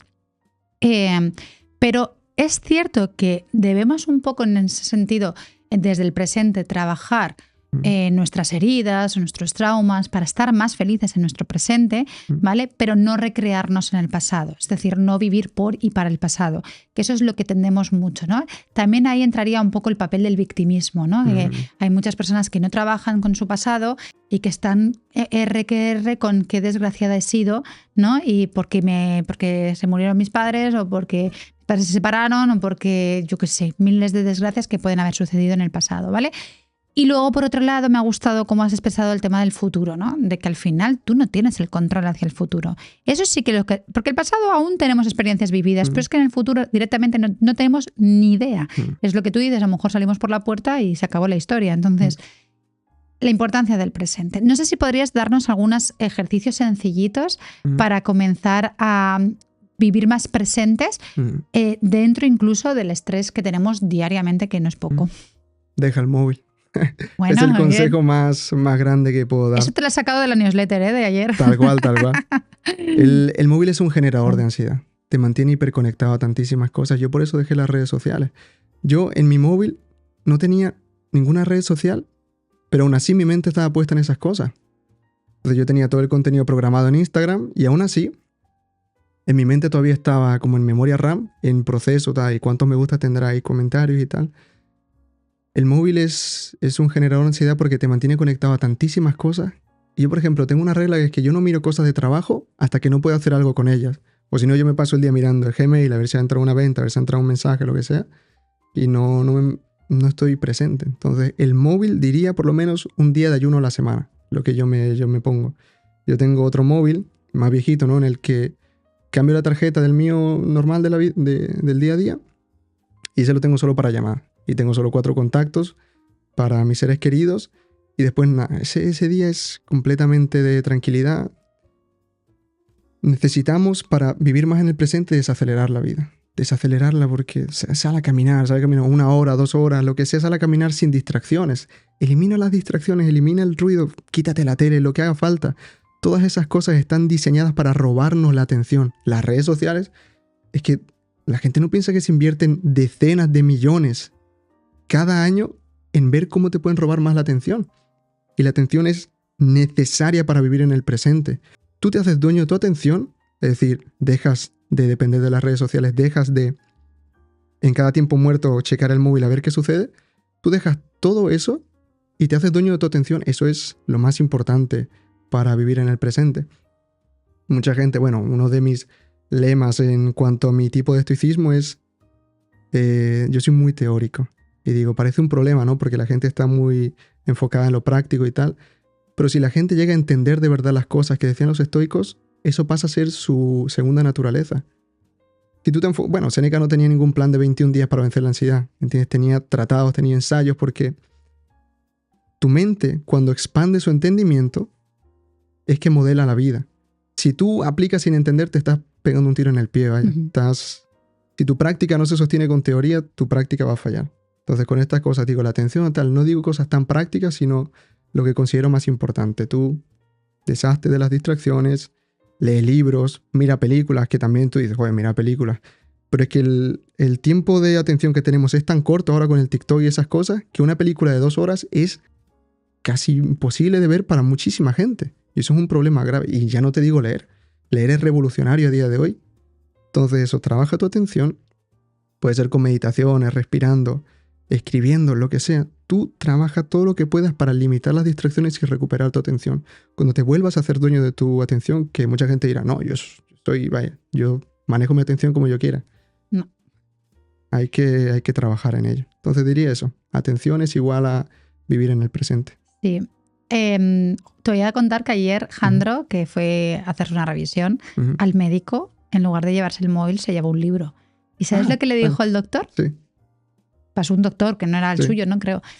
Pasó un doctor a su lado y le dijo, vaya, la primera persona que veo en mucho tiempo esperando en la sala de espera con un libro en lugar de con el móvil. Ya, Fíjate hasta qué punto estamos ya, ¿no? Sí. Te he dicho antes lo de la newsletter porque justo estoy en ese punto ahora. Sí. No sé si lo leíste. Efectivamente, yo ahora mismo he tenido 1 mes y medio de bastantes emociones encontradas, positivas y también de intensidad, ¿vale? Vamos a decirlo así. Y es cierto que ahora a las 8 de la tarde pongo el móvil en modo avión y no miro la pantalla del móvil hasta que no he desayunado y meditado. O sea, estoy como muy a rajatabla ahora con eso porque efectivamente creo que estamos muy en redes y al final por mi trabajo yo tengo que estar, pero es verdad que intento. Sí. ¿Qué señales nos indican que estamos súper apegados a lo material y que estamos totalmente supeditados a la aprobación de los demás? Es muy buena pregunta. Y te diría que la mayor señal de que estás muy apegado a lo material es la preocupación. Epicteto decía, cuando veo a alguien angustiado me pregunto, ¿qué querrá este? Porque si no quisiera algo de lo que no depende de él, no estaría angustiado. Entonces la preocupación es un síntoma de estar apegado a lo que no depende de ti. Respecto a lo material, ¿cómo podemos superar un poco eso? En el estoicismo se divide en 2 planos. Es decir, si tú quieres ser imperturbable, tú tienes que tener tu bienestar asentado en aquello que no se perturba. Lo terrenal, respecto a lo espiritual, a lo divino, es completamente frágil, susceptible a cambios. Tu dinero, tu coche, tu casa, las relaciones, todo eso está en un plano que es constantemente cambiante, que es frágil, se rompe, puedes perder un montonazo de cosas. Entonces, si tu bienestar está asentado a este plano terrenal, tú eres muy fácilmente perturbable. En cambio, lo divino, por definición, está por encima de lo terrenal. Lo espiritual está por encima de lo terrenal. Entonces, si tú tienes puesta tu calma en tu propio espíritu, en los ejercicios de tu espíritu, que bueno, los estoicos decían muchas palabras para mente, espíritu, también llamaban principios rectores, etc. Entonces, si tú estás enfocado en los aspectos espirituales de tu vida, eres imperturbable, porque tu espíritu es intocable, lo que decían los estoicos. Tu alma es inexpugnable, decía Marco Aurelio, si tú la liberas de esas cadenas de lo material, en este sentido, de lo terrenal. Entonces eso. Luego, para el tema de la aprobación externa, hay algo tan sencillo que es, por ejemplo, es tan ridículo preocuparte de lo que opine la gente que tú no aprobarías. Es decir, ¿por qué buscas la aprobación de gente a la que tú no aprobarías? ¿Por qué, por ejemplo, buscarías la aprobación de la audiencia? ¿Me entiendes? Hay gente que le gusta y gente que no. Y hay un problema con esto, es que la gente habla con mucho miedo. La gente habla con un miedo enorme y eso es un problema. Cuando tú intentas encajar y moldearte a ver, no voy a decir esto, no sé qué, no sé cuánto, estás cometiendo un error garrafal que lleva a catástrofes humanas. En la Segunda Guerra Mundial, piensa que si yo hubiera estado ahí, bajo el mando de Hitler, seguramente hubiera seguido las cosas de Hitler. ¿Por qué? Porque la suma del silencio de la gente es lo que provoca la tiranía. Cuando la gente se acostumbra a hablar con miedo, a callar por miedo, lo que provoca es alimentar la tiranía, los problemas sociales más graves. Entonces, que la gente hable sin miedo. Mira, mucha gente está preocupada por ganar la aprobación de cierto grupo de personas. Entonces, por eso se inhibe. Sin embargo, hay algo que la gente olvida, es que tú puedes ser tan raro, tan tonto, tan loco de decir cualquier burrada, que igual que es imposible agradar a todo el mundo, es imposible desagradar a todo el mundo. Si tú hablas como tú quieres hablar, si tú te expresas como quieres expresarte, si tú tienes una filosofía sólida y la enuncias, por muy rara que sea, vas a encontrar tu tribu. Vas a encontrar gente que comulgue con tus ideas, por muy loco que sea. Deja de preocuparte por el hecho de buscar la aprobación de todos y recuerda que aunque hagas cualquier locura, no vas a ser desagradable para todo el mundo tampoco. Es igual de imposible. Entonces que la gente piense en eso y sobre todo, primero que te preocupe lo que piensas tú de ti mismo en el sentido no un sentido egoísta, sino tu conciencia. Tenemos una brújula moral que es la conciencia que nos dice no hagas esto. Sócrates, yo le llamo el sentido arácnido de Sócrates, porque cada vez que vamos a hacer algo malo suena una cosita y te dice, oye, no lo hagas. Pero a veces hacemos caso, a veces no. Y esa conciencia es a la que tú tienes que responder, es la que te deja o no te deja dormir por las noches. Después la aprobación de tu entorno, la gente en la que tú confías. Pregúntale si no siempre tendrán razón con las cosas, pero es importantísimo ganarte el consejo y la aprobación, no siempre, ¿no? Pero con tus seres queridos, con gente en la que tú apruebas. Y ya por último, olvídate de la gente que ni siquiera conoces. Aquí te diría que va muy de la mano ese trabajo de espiritual, porque creo que cuando tú ya sabes quién eres y conoces tu propósito, ¿vale? Me refiero a tu Ikigai, o sea, el propósito de vida, de ser, ¿vale? Cuando ya conoces, refuerza tu seguridad. A la hora de mostrarte hacia los demás, tú ya tienes muy reforzada tu seguridad, ¿no? Entonces, de lo que hablas, de cómo te mueves, de tus valores, de tus principios, ¿no? Entonces, no te da tanto miedo exponerlo hacia los demás. Por otro lado, creo que todos, y lo has dicho muy bien al final, creo que a todos y cada uno de nosotros nos preocupa siempre lo que piensan los demás. Lo que tenemos que trabajar realmente, efectivamente, es que el núcleo de personas que te importe su opinión sea un mínimo círculo de personas, es decir, tus padres o tus hermanos o quien sea, que sea, como digamos, tu red pequeño de apoyo. Y por otro lado también el nivel de importancia que le des a sus opiniones. Porque yo siempre pongo el mismo ejemplo. Obviamente, si yo le digo a mi madre, como le dije en su día, me voy a vivir a Asia, sé que su opinión me va a importar hasta cierto límite. Quiero decir, si yo sé que a mi madre le va a generar miedo, me voy a preocupar por ella en el sentido de que tiene una emoción negativa, ¿no? De mi hija se va mucho tiempo y encima a ver qué le pasa, que se va a otro continente, ¿no? Es una preocupación, un miedo, etcétera. Pero hasta cierto punto me va a importar el hecho de lo que piense ella, porque efectivamente no me va a limitar a hacer ese viaje, o sea, no me va a generar un obstáculo. Entonces, digamos, como que te importe lo que opinen los demás, pero hasta cierto límite también, ¿no? O sea, quiero decir que va un poco por eso. Entonces, qué guay que lo hayas expresado así, porque creo que va todo como muy unido, ¿no? Reforzar esa parte espiritual para reforzar, digamos, tu seguridad a la hora de exponerte hacia los demás y que realmente reduzcamos el núcleo de personas que nos importan sus opiniones y sobre todo el nivel de importancia que le demos a esas opiniones, ¿no? Sí. Una última cosa respecto a esto es que los estoicos, bueno, como cualquier moralista a lo largo de la historia, era odiado. Es decir, los estoicos eran ciertamente famosos, pero también eran muy rechazados por el pópulo, por la gente común. Entonces decía Séneca, tú para ganarte la aprobación de los necios, tú para ganarte la aprobación de la mayoría necesitas ser necio también.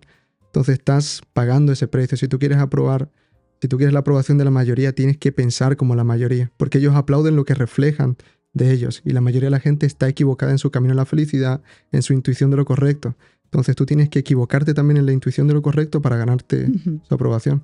Entonces si quieres la aprobación de los necios, sé un necio también, pero no es recomendable.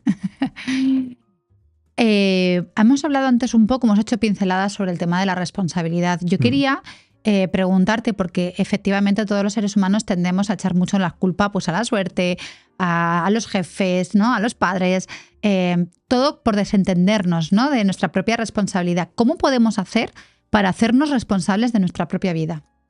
El camino más rápido es justamente ese, dejar de buscar culpables y reconocer que nadie va a venir a salvarte. Creo que la solución que se me ocurre, porque he estado estudiando últimamente mucho un arquetipo psicológico que se llama el puer eternus, el niño eterno, y el problema principal de este arquetipo, que es infantil, que lo vemos mucho, está despertando mucho a día de hoy, es su incapacidad, su miedo al compromiso. Te digo, vosotros, Jandro y tú estáis juntos porque no tenéis miedo al compromiso. Pero el niño eterno, el síndrome de Peter Pan que le llaman, tiene un miedo enorme al compromiso, a comprometerse. No está cómodo en un trabajo, se cambia a otro, tiene muchísimo miedo a establecerse con una pareja, va cambiando. Y eso es un problema. Comprométete con cosas, comprométete con proyectos. Si tú te haces responsable de tu vida, necesitas compromiso. Necesitas atañirte las cosas. Mucha gente, en este caso, cuando tengo alumnos, ¿no?, que les encantan muchas diversas filosofías. Yo lo que les enseño, mira, el estoicismo, estoicismo. Que si es otra cosa, pero no vayas saltando de un lado a otro. No vas a sanarte si estás continuamente cambiándote de remedios. Entonces, establécete en un sitio y sobre todo, el camino más rápido a ser responsable de tu vida es dejar de buscar culpables. Llegar un momento a hacer clic, no voy a buscar más culpables en ninguna circunstancia. Me da igual quién haya tenido la culpa, ni siquiera voy a culpar al otro que aparentemente me ha hecho daño. Decía Marco Aurelio, el error de aquel, déjalo allí. O sea, muchas veces cargamos con los errores de los demás y crecemos en rencor, en odio, etc. Pero no, deja de buscar culpables, deja de hacerte la víctima, crece, madura. Madura. Porque lo importante de un adulto es que se hace responsable de sí mismo, se independiza emocionalmente y también financieramente de sus padres. Entonces, hazte madura. De hecho, ya ha habido muchos estudios científicos, incluso en psicología se trabaja, que por culpa de, bueno, no me gusta decir culpa, pero bueno, en parte sí, ¿no? De que los padres a lo mejor han sido muy inmaduros, han criado desde esa inmadurez y han habido muchos problemas después, ¿no? Entonces, qué importante es el que nos responsabilicemos, en el que tomemos acción, ¿no? Y que salgamos de ese rol de víctima. ¿Por qué nos cuesta tanto valorar lo que ya tenemos? Que esto también lo hemos hablado antes, ¿no? Pero ¿por qué realmente nos cuesta valorar lo que ya tenemos cuando incluso las cosas nos va bien? ¿Por qué es? Creo que sobre todo porque tenemos la vista fijada en el objetivo. ¿Entiendes? Cuando tú alcanzas una meta te olvidas de lo que has progresado, te olvidas de la meta en sí y estás dispuesto a lo siguiente. Es cuestión de no enamorarse del progreso, del proceso en sí. Y no hablo de cualquier progreso, sino el propio progreso. Los estoicos le llaman el progreso moral. Llamémosle aquí para que lo entendamos, el progreso es de ser una mejor persona. Enamórate de eso y los estoicos proponían un ejercicio que tiene como consecuencia justamente valorar las cosas, que es el famoso premeditatio malorum. Es decir, tú plantéate cómo es perder las cosas que hoy valoras y eso necesariamente lo que sucede es que te hace valorarlas más. Si tú, por ejemplo, tienes un niño, ¿no? Son ejemplos de los estoicos, no hay problema, son cosas serias. Marco Aurelio se decía, cuando le des un beso de buenas noches a tu hijo, piensa que puede morir. El propósito de los estoicos con este ejercicio es distinto, pero la consecuencia es esa, es agradecer más lo que tienes. Todo lo que tienes, yo qué sé, esas cámaras, estas luces, todo esto se puede perder. Pero si recuerdas que se puede perder, lo valoras más. Entonces, todo lo que has conseguido en tu carrera profesional, todo lo que tienes, no te apegues a ello, sino recuerda que lo puedes perder. Porque tratamos o llegan a formar parte de nuestra identidad, nos sentimos identificados con nuestro dinero, por eso mucha gente compra cosas de marca. Pero ese no es el camino a desapegarse de las cosas, sino todo lo contrario. Y creo que la cuestión está ahí, diría yo. El apego y el recordarnos de que todo eso se puede perder, ¿no? Fíjate que en algunas vision boards tú ves que vision boards es un poco la visión que tienes hacia el futuro y lo que pretendes atraer a tu presente, ¿no?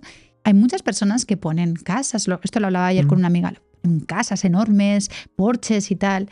Sin embargo, las dos estábamos pensando y diciéndonos, yo solamente quiero vivir tranquila, poder tener el tiempo suficiente de disfrutar de mi familia, ¿no? De poder viajar, de hacer que Leo, y en su caso su hijo, abrir su mente, ¿no? Aprender de otras culturas, de aprender idiomas, de saborear todo lo que aporta el universo en general, ¿no? Que son un montón de cosas, incluso ese contacto con la naturaleza, ¿no? Fíjate cómo te puede llegar a cambiar la visión, que posiblemente hace 10 años a lo mejor mis deseos eran otros, ¿no?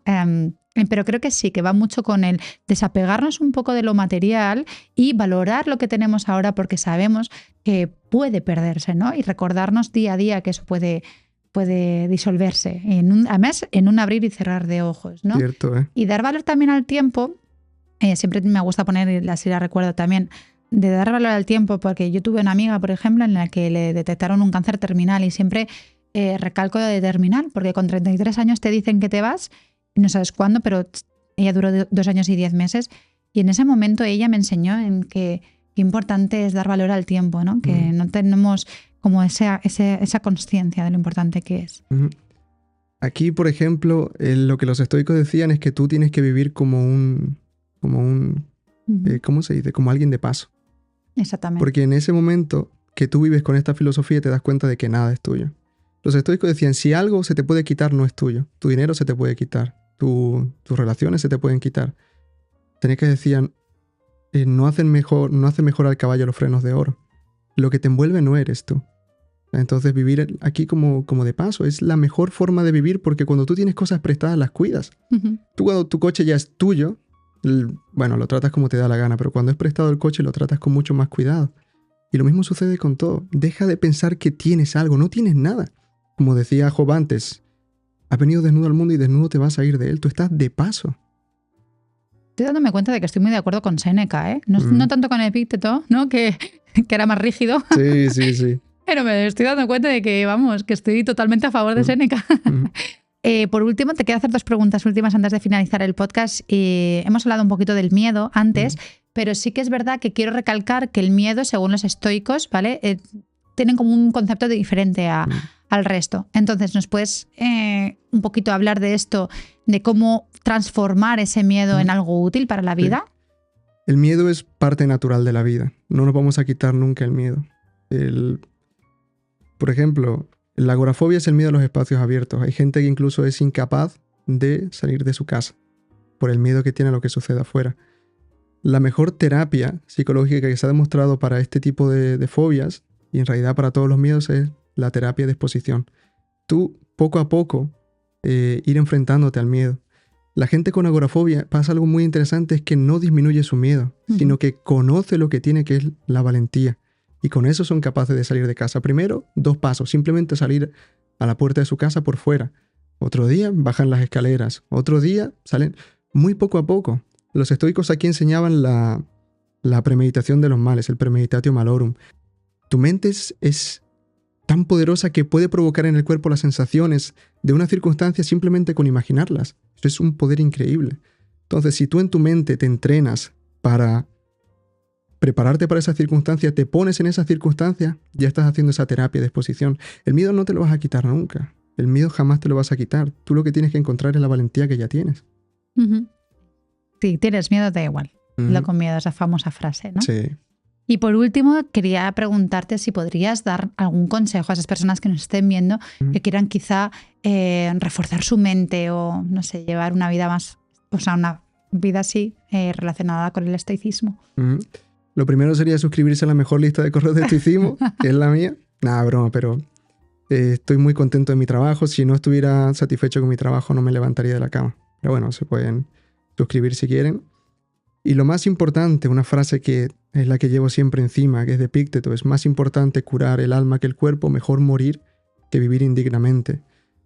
Vivimos en una era sin Dios y eso es peligroso, demasiado peligroso. Porque es lo que te he dicho antes, sin Dios como agente moral, el siguiente agente moral es el hombre. Y el hombre, como medida de las cosas, tiene el poder para hacer lo que le dé la gana. Es lo que decía Dostoyevsky. Sin Dios todo está permitido. Eso es muy peligroso. Entonces, preocúpate por tu espíritu. Los estoicos eran gente de divinidad. Es algo que se lo quieren quitar, porque lo que la industria de la autoayuda quiere hacer es engullir el estoicismo y simplemente sacan un truño de eso. No tiene sentido. El estoicismo es muy grande y que la gente no le quite ese aspecto divino. Si no te gusta, no te gusta. Igualmente puedes aprender estoicismo sin comulgar con eso, pero en mi caso yo no enseño otro estoicismo que el que enseñaban los estoicos. Lo que hace la mayoría de divulgadores de estoicismo es inculcar su teoría en los textos de los estoicos. Eso es un error garrafal. Yo me mantengo fieles a los estoicos porque lo que hago es no imponer mi teoría, sino sacar la suya. Y los estoicos hablaban de Dios. Y preocúpate por lo espiritual, porque como hemos dicho antes, lo espiritual está por encima de lo terrenal y lo que está por encima de lo terrenal es imperturbable. Lo que está abajo no lo es. Cuando hablas de Dios, entiendo que te refieres a tener una fe, ¿no? ¿O no? Los estoicos... O de Dios. Sí, es decir, los estoicos veían a Dios... el Dios de los estoicos es el logos, son panteístas, es decir, la realidad entera es Dios en sí. Este espacio es Dios. Todos somos Dios, por decirlo así. No es una idea mía, es decir, yo no comulgo con eso. También los estoicos decían... Séneca decía sobre Zenón y Crisipo, que eran los primeros estoicos: son mis guías, no son mis amos. Entonces yo, por ejemplo, sí creo en un Dios trascendente, no en un Dios inmanente que está aquí. Pero inmanente no es, que es panteísta, que todo es Dios básicamente. Pero entonces sucede lo mismo. Si tú eres Dios y tú tienes responsabilidad moral y decisión moral, tú puedes hacer lo que tú quieras. Pero bueno, eso es cosa aparte. Pero sí, los estoicos, para que la gente lo entienda, dentro de todas las filosofías paganas, por así decirlo, es la que está más cerca a lo que son las religiones abrahámicas, judíos, islam y cristianismo. Ujú. Entonces, Epícteto era religioso a más no poder. Séneca es un santo para muchísimos autores católicos.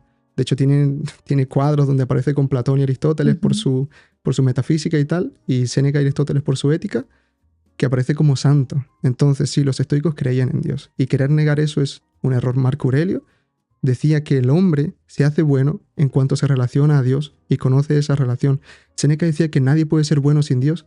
Epícteto, no conozco a nadie que lo haya pasado peor que Epícteto, siendo esclavo, siendo maltratado, que defienda más la idea de Dios.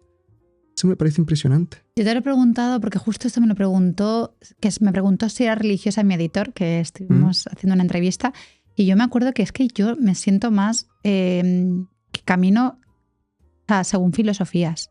No creo en una religión como tal, un Dios que nos mueve, ¿sabes? Pienso más en todo esto que acabamos de hablar, dentro de que, por supuesto, creo en las energías, creo que en el universo, en que todo se va moviendo, pero desde un lado más también científico, ¿no? O sea, creo que voy mezclando un poco ese trabajo espiritual con la ciencia también. Entonces, hay efectivamente planos que desconozco, también creo mucho en otros planos, otras esferas, pero como lo desconozco, prefiero que si algún día lo tengo que conocer, pues ya lo conoceré, porque efectivamente no vamos a estar siempre en vida. Pero no sé, como que no llego a ser creyente de un Dios, ¿no? Por eso te pregunto ahí especificado sobre Dios. El Dios de los estoicos es muy parecido al Dios de los cristianos. Por ejemplo, Séneca sobre la providencia, igual que los cristianos, lo llamaba Padre a Dios, y que Él nos pone en adversidades para probarnos, etc. Entonces, es lo que digo, es muy peligroso vivir en un mundo sin Dios. La gente no se da cuenta y la gente se hace ídolos que son sustitutos de Dios. El ídolo más popular a día de hoy es la ambición y el dinero. Entonces, esto es muy peligroso. El vivir con una filosofía sin Dios es muy peligroso. Una de las definiciones de Dios suele ser aquello más importante en tu vida y que dirige lo que haces. Entonces, cuando inconsciente o conscientemente tu Dios, o sea, lo más importante y aquello que dirige tu vida es el dinero, te mueves hacia ello, diriges tu vida hacia ello. El dinero es un dios. ¿Por qué, por ejemplo, los griegos y romanos tenían tantos dioses? Uno representaba la lujuria, otro la guerra, otro la ira, otro el alcohol. Por ejemplo, en los navegantes, lo más importante para ellos era el viento del mar, que los dirigía, etc. Eso era muy importante y generaba muchísimas preocupaciones. Entonces, a partir de ahí se hace una deidad, que es Eolo, el dios del viento. Entonces, cuando tú tienes deidades incorrectas, el Dios de los estoicos es muy, muy, muy parecido al cristiano en su trato, en que es providencial, en que todo surge para bien, en que junta la soberanía de lo divino con el libre albedrío de los seres humanos, etc. Cuando tú pones otro Dios que no es ese, estás cometiendo un error muy grave. Estás poniendo tu bienestar en cosas peligrosas. Uno dirige su vida en base al sexo, otro en base al placer. Esas son cosas para las que no estamos hechos. Los estoicos veían que tenemos una chispa de la divinidad llamada razón, porque tenemos una capacidad de pensar distinta, elevada al resto de animales, que a veces nos juega en contra. Como por ejemplo con el futuro. Somos el único animal que planea sobre el futuro y aún así nos viene mal, nos genera ansiedad. Entonces eso, que la gente no tenga miedo de hablar de Dios, que es muy importante. Y yo que enseño estoicismo tengo que decirlo. Iba a decirte que el budismo, por ejemplo, ¿no? Que se considera no una religión, sino una filosofía. Yo me adentro más por ese camino, pero bueno, esto lo vamos a dejar para un segundo podcast. Sí. Que si no nos estamos aquí hasta... Sí. Vamos, nos pueden dar aquí horas hablando juntos. Me ha gustado muchísimo, me ha encantado. Creo que ha sido un podcast muy interesante. Es verdad que me ha adentrado muchísimo más en el estoicismo y ahí... primero que no dista mucho de mi forma de caminar, con lo cual me gusta. Claro. Y por otro lado, me parece interesante, has nombrado también a grandes maestros y que, bueno, de la historia, que yo creo que a veces se nos olvida, aunque ya hemos estudiado filosofía, por ejemplo, en los institutos, ¿no? Se nos olvida y creo que debemos de leer más todo esto, ¿no? Que al final son son grandes maestros. Ujú. Y ahora eres tú el que también eres un gran maestro de filosofía. Bueno, Para todas aquellas personas que quieran suscribirse a su newsletter, dejaremos en la descripción el enlace para que os resulte sencillo. Muchas gracias, Jonathan. muchas gracias a ti, Noelia, a ti, Jandro, por la oportunidad, a la audiencia, que a ver si se ha escuchado el pedazo de monólogo que he hecho, porque no me he cansado de hablar. Pero bueno, encantadísimo, muy agradecido por la oportunidad y nada, que a ver si coincidimos otra vez y podemos seguir Hablar charlando. largo y tendido. Ujú. Pero no te vas a librar de las preguntas personales. Ah, ya me iba a ir, ya estaba viendo ya la mochila para ir. Cuéntanos cuál es tu momento Zen Vibes. Momentos en vibes, Sí, momento Zen. Vamos, las Ah. vibraciones Zen. ¿en cualquier momento de mi vida? O... Sí, lo que más te guste hacer en tu día a día, que sientas como Ah. plenitud, relajación, calma, Mm, paz. Me encanta caminar. Me encanta despertarme temprano y salir a caminar cuando hay muy poca gente en la calle. Voy eso, sin distracciones, simplemente por caminar. Y disfruto del hecho de caminar de un paso detrás de otro. Y además me ayuda a pensar mucho en las ideas, Qué a bien. digerirlas. Eso y leer un montón. Me encanta leer, me encanta escribir y a eso dedico mi vida. Compartimos afición, entonces. ¿Qué sueños te quedan por cumplir? Uah, ¿qué sueños me quedan por cumplir? Creo que por ahora casarme. O sea, el momento económico de la juventud española es complicado, entonces estoy ahorrando, tal, y para cuando mi novia termine de estudiar, que le queda poco, ya ir a vivirnos juntos. Ah. Ese es el único sueño como tal Qué que bonito, tengo. Ujú. qué bonito. Un sueño compartido. Sí, sí, sí, sí. Te iba a preguntar, ¿qué le dirías a tu yo de los 18 años, que fue hace muy poquito, Ujú. que tuviste 18? Pero si quieres decirme, o cómo te ves dentro de 10 años, por ejemplo. A mi yo de 18 años le diría que es muy tonto. Ah. Y que se dé cuenta de lo tonto que es. Porque yo soy muy tonto todavía, ¿me entiendes? Y si muero hoy, moriré siendo tonto. Pero si muero dentro de 89 años, seguiré muriendo como un tonto. Y ese conocimiento de la propia ignorancia es lo que te mantiene avanzando. Qué guay. Te mantiene aprendiendo, te mantiene humilde, ¿me entiendes? Porque antes yo juzgaba mucho a la gente y no atendía a lo que decían. Ahora yo escucho a todo el mundo y escuchar es un servicio muy grande a la humanidad. Muy grande. ¿Me entiendes? Hay gente que simplemente necesita hablar y tú puedes prestar un oído, escucha. Vas a aprender mucho tú y vas a aliviar a esa persona. Escucha, reconócete como tonto, reconócete que no sabes nada, que eres insensato todavía, porque el estoicismo no enseña a ser sabio. El estoicismo te dirige a la sabiduría. Y el camino a la sabiduría es la filosofía. Los estoicos eran filósofos, proficientes, procoptones. Entonces eso, yo le diría eso, eres tonto a más no poder y reconócelo. Y a mí yo de dentro de 10 años, si le digo algo, ¿cómo me veo en 10 años, no? Por ejemplo. En 10 años me veo haciendo otras cosas. Ya el estoicismo lo dejaré de aquí a 5 años, creo. Sí, será por ahí por la fecha. Y nada, yo me veo muy tranquilo, leyendo, escribiendo por las mañanas y sobre todo pasando mucho tiempo con mi familia. Qué bonito. Ujú. Un viaje imprescindible. Un viaje imprescindible. Yo me he movido muy poco, pero ¿a dónde recomendaría yo ir ¿O a la dónde te gente? gustaría ir? También puedes decirlo. Ah, vale. Quizá mejor, porque he visto muy Sí. poco mundo. ¿Dónde me... a Grecia me encantaría ir. No he Mira. ido a ver un poco... Dicen que está mal, que no es fiel a como fue la antigua Atenas, pero sí, me A gustaría mí me visitar... encantó. Sí, Atenas me encantó. Estuve en Atenas y en Grifada. Ujú. No estuve en las islas, Ujú. pero me gustó muchísimo. pues me encantaría por ahí pisar por donde pisaron esos grandes filósofos. Increíble. Me encantaría. ¿Un hobby que tengas? Un hobby que tenga... Buah, Aparte de escribir y leer. Ajá, que tengo un montón y creo que hay mucha sanidad en tener hobbies. Cuando tú estás ocioso, cuando estás sin hacer nada, el diablo te come, en el sentido de que estás constantemente con tus pensamientos ensimismado y tal. Sí que ten hobbies. Y en mi caso es sobre todo leer, escribir. Miro, por ejemplo, batallas de gallos, ¿sabes? De esa cosa de rap y tal, es algo que me entretiene. Me encantan las películas de Disney. Cars 1 y Cars 3, eso es exquisito. Y la película más estoica que la gente puede ver es El gato con botas, el último deseo. ¿En serio? Esa es la película más estoica que hay. Anda. 100%. ¿Gato con botas? El gato con botas, el último deseo. Mira. Oye, curioso. Me encanta eso, ver ese tipo de películas. Y aparte de lo de las batallas de gallo y tal, sobre todo leer y escribir. Y Leo estar un con tu montón. hermano Mateo. Ah, bueno, eso no es un hobby, esa es mi pasión, esa es mi devoción. ¿Y un libro que nos quieras recomendar? Mm, Ya nos has recomendado una película, ujú. El gato con botas, el último deseo. Ahora El falta el libro libro. del gato con botas, no. Un libro. Buah, hay tantos. No sé, alguno de filosofía estoica. No, yo creo, mira, la Biblia. Y los libros que yo he dicho... Oye, no eres el único, que has dicho la Biblia. La Biblia 100%. Los libros clásicos son aquellos que han cambiado en algo la humanidad. Que es lo mismo que decir los libros canónicos, son aquellos a los que se refieren mucho. Y un libro es clásico por su impacto en la humanidad. Uh-huh. Entonces, tú sabes que un libro es bueno, que un libro puede impactar en tu vida en la medida que ha impactado en la humanidad. La Biblia es el libro canónico por excelencia. Es el libro del que se ha hablado más en toda la humanidad. Entonces, ese libro tienes que leerlo. Me da igual si crees o no crees. Ahí tienes los libros que te he dicho de sabiduría, Job, Proverbios y Eclesiastes. Eso es un manual para el éxito, es un manual para la reflexión. Léelos.